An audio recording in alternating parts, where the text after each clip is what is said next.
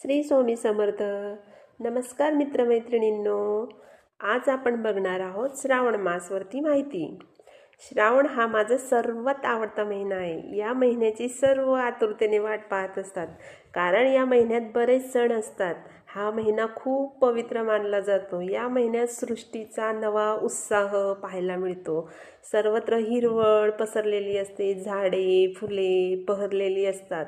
या महिन्यात थंड हवामान, झाडांवरती टपोरे थेंब आणि गार वारा खूप छान वाटतो. या महिन्यात वातावरण प्रसन्न असते. पावसामुळे संपूर्ण धरती हिरवीगार झालेली असते.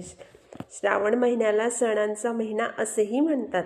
या महिन्यात अनेक सण साजरे केले जातात, जसे की नागपंचमी, रक्षाबंधन, गोपाळकाला आणि हरतालिका.